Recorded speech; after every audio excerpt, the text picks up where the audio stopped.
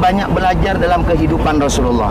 Dan setiap apa yang kita lakukan semuanya lekatkan kepada baginda Rasul sallallahu alaihi wasallam. Contoh dalam kehidupan Rasulullah, sebagaimana Allah menganjurkan di dalam Al-Qur'an, laqad kana lakum fi rasulillahi uswatun hasanah. Dalam kehidupan kita, memakai baju, niatkan memakai baju kita, memakai kancingnya dari bawah ke atas, kalau membuka dari atas ke bawah, agar mendapatkan sunnah Rasul. Makan pun begitu, berbicara dengan itu, lekatkan kepada baginda Rasul sallallahu alaihi wasallam. Insyaallah dengan niat dan baik, apapun yang kita lakukan, kalau kita lekatkan kepada baginda Rasul, akan mendapat pahala semuanya.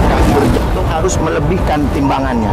Tapi pedagang kepada penjual, kepada pembeli, dia mengurangi timbangannya, ataupun dengan cara yang bagus ditaruh yang atas, yang jelek ditaruh yang bawah, dan lain sebagainya. Sehingga Rasulullah tidak mau orang Islam berbelanja di pasar Yahudi tersebut. Akhirnya Rasulullah mendirikan sebuah pasar di tempat ini, namanya Pasar Manahah. Bahkan beberapa tahun sebelum ini, pasar ini masih aktif ya. Pasar kaki lima, tumpuan ibu-ibu kalau mau belanja semua oleh-oleh, semua jenis oleh-oleh ada di sini dulu ya. Sekarang karena kebutuhan tempat orang sholat di Masjid Nabawi, akhirnya digusur dan dijadikan pelataran, dibungkus-bungkus, ditumpuk-tumpuk. Ini karpet. Kalau hari Jumat, harinya tidak tahu tempat dimakamkan ayah Rasulullah. Ini di sini, di depan ini ada pintu 318 di sini, pintu 320. Kemudian di sebelah sini nanti kalau kita sudah lewat pintu 312. Di antara pintu itu dengan Masjid Nabawi, di tengah-tengah itulah tempat makam ayah Rasulullah dulu. Ayah Rasulullah dulu melakukan perdagangan ke negeri Syam. Sepulang dari negeri Syam lewat di Yasrib. Yasrib ini Madinah yang sekarang ya.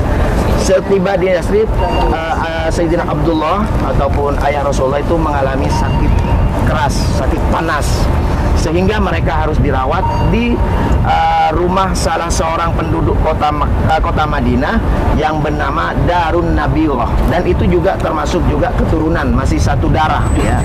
Kemudian rombongan yang lain berangkat ke kota Mekah untuk melanjutkan perjalanannya pulang ya.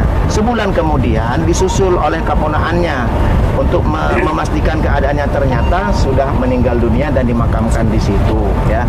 Dan makamnya sekarang sudah tidak ada, sudah dibongkar, mungkin dipindah ke Baqi ya, setelah perluasan Masjid Nabawi yang sekarang. Kemudian Bapak dan Ibu para tamu Allah, di akhir kebersamaan kita ini, mudah-mudahan perjalanan kita ini menambahkan iman kita, menambahkan cinta kita kepada baginda Rasul sallallahu alaihi wasallam. Karena apa? Hikmahnya kita melakukan perjalanan ini agar kita lebih mengenal baginda Rasul, agar kita lebih mengenal bagaimana kehidupan Rasulullah sallallahu alaihi wasallam. Karena kata orang, tidak kenal maka tidak sayang. Jangan cuman kita berselawat kepada Rasulullah, bahkan kadang-kadang selawat kita baru kita mau berselawat kepada Rasulullah kalau kita punya hajat, biar hajatnya dikabulkan, biar doanya dikabulkan dan lain sebagainya, tanpa kita mengucapkan selawat dengan rasa cinta dan ikhlas kepada baginda Rasul sallallahu alaihi wasallam. Maka dari itu Bapak dan Ibu para tamu Allah, mari kita selama kita mumpung kita masih berada di kota Madinah, pupuk kita rasa cinta kita kepada baginda Rasul, untuk kita mengenal lebih dalam bagaimana kehidupan Rasulullah sallallahu alaihi wasallam. Rasulullah ini Bapak dan Ibu para tamu Allah, orang yang sangat arif. Bahkan tidak cuma umat Islam yang cinta kepada Rasulullah SAW. Bahkan sebetulnya orang kafir Quraisy pun, orang munafik itu mengakui bahwasanya Rasulullah ini merupakan orang yang al-amin, orang yang dapat dipercaya, semua ucapannya benar. Cuman dia enggan untuk meninggalkan ajaran nenek moyang yang diturunkan kepada mereka. Sehingga Bapak dan Ibu para tamu Allah, bagaimana kehidupan Rasulullah SAW bersama keluarganya, bersama para sahabatnya yang patut kita contohi untuk diaplikasikan dalam kehidupan sehari-hari. Bagaimana Rasulullah kehidupannya dengan istri-istrinya Rasulullah. Jangankan dengan orang lain, dengan istrinya Rasulullah pun memanggilnya dengan suara yang pelan, suara yang mesra. Maka dari itu Bapak Ibu para tamu Allah, dalam kehidupan berkeluarga, walaupun mohon maaf saya masih muda, bukan niat untuk menggurui ya, tapi kami ingin menyampaikan bagaimana kehidupan Rasulullah bersama istri-istrinya, sebagaimana yang kita kenal. Rasulullah memanggil Siti Aisyah, ya wahai Humairah, ya Humairah, wahai orang yang kemerah-merahan apabila kena matahari. Pipi Sayyidina Aisyah ini kemerah-merahan saking putihnya mereka. Maka panggillah istri kita dengan panggilan yang enak didengar, dengan yang mesra. Tapi istri kami kan gemuk Pak Ustaz. Masa si gemrot? Jangan panggil si gemrot. Wahai yang lembut, ya, yang empuk, bagaikan bidadari yang baru turun dari perosotan. Pokoknya dengan bahasa-bahasa yang baik, yang sekiranya menimbulkan kebahagiaan dengan istri kita, ya. Karena seorang istri ini tidak cukup dikasih nafkah, tapi dia sejatinya ataupun fitrahnya membutuhkan juga kata-kata rayuan. Kemudian kalau sudah kena rayuan Pak, apapun yang kita minta dikasih. Jangankan cuma kopi manis, kopi pahit pun semuanya akan dihidangkan insyaallah. Kemudian Bapak dan Ibu para tamu Allah yang dirahmati oleh Allah, pulang dari haji ini Bapak dan Ibu para tamu Allah, kita dekatkan dengan baginda Rasul. Mencontoh bagaimana dengan cara kita untuk mendekat kepada Rasulullah. Perbanyak bersolawat, perbanyak belajar dalam kehidupan Rasulullah, dan setiap apa yang kita lakukan semuanya lekatkan kepada baginda Rasul sallallahu alaihi wasallam. Contoh dalam kehidupan Rasulullah, sebagaimana Allah menganjurkan di dalam Al-Qur'an, laqad kana lakum fi rasulillahi uswatun hasanah. Dalam kehidupan kita, memakai baju, niatkan memakai baju kita, memakai kancingnya dari bawah ke atas, kalau membuka dari atas ke bawah, agar mendapatkan sunnah Rasul. Makan pun begitu, berbicara dengan itu, lekatkan kepada baginda Rasul sallallahu alaihi wasallam. Insyaallah dengan niat dan baik, apapun yang kita lakukan, kalau kita lekatkan kepada baginda Rasul, akan mendapat pahala semuanya. Berjalan pun begitu, memandang pun begitu, insyaallah semuanya akan berkah dan akan menumbuhkan cinta kepada baginda Rasul sallallahu alaihi wasallam. Kemudian ayah dan bunda para tamu Allah yang dirahmati oleh Allah, terakhir, Rasulullah ini yang terkenal doanya yang enggan diikuti oleh umatnya. Rasulullah berdoa, Allahumma hyini miskina wa amitni miskina wahsyurni fi zumrutal masakin. Ya Allah, jadikanlah hidupku miskin, kata Rasulullah, dan jadikanlah matiku miskin, dan kumpulkanlah kelak di hari kiamat dengan orang-orang yang miskin. Kenapa Rasulullah berdoa seperti itu? Apakah Rasulullah meminta untuk miskin? Sehingga bukan seperti itu prinsipnya, kesimpulannya bukan seperti itu. Tapi Rasulullah dalam kehidupan sehari-harinya, Rasulullah ini sederhana, tidak bermewah-mewahan, tidak berlebih-lebihan. Tapi Rasulullah sebetulnya bukan miskin. Contohnya Bapak dan Ibu para tamu Allah, apabila hari raya kurban, Rasulullah kurbannya tidak ada orang yang menandingi kurbannya Rasulullah, 100 onta. Tapi kehidupannya miskin. Bahkan Rasulullah sampai 3 bulan tidak pernah masak, karena tidak ada yang mau dimasak. Yang kadang-kadang Rasulullah masuk ke dapur, wahai Aisyah, adakah yang bisa aku makan pagi ini? Tidak ada apa-apa ya Rasulullah, kalau begitu aku puasa. Sama dengan kita, ibu, mami, yayang, ada yang bisa kita makan? Tidak ada, kebetulan hari ini beras habis. Insya Allah sama dengan Rasulullah. Kalau begitu melayanglah piring-piring dan belanja. Lain lagi ya. Maka dari itu, dari sekarang kita tahu kehidupan Rasulullah, contoh Rasulullah. Kita berikan, pokoknya semua dilekatkan kepada Rasulullah, insya Allah akan lebih baik dan mendapatkan pahala dari Allah Subhanahu wa Ta'ala.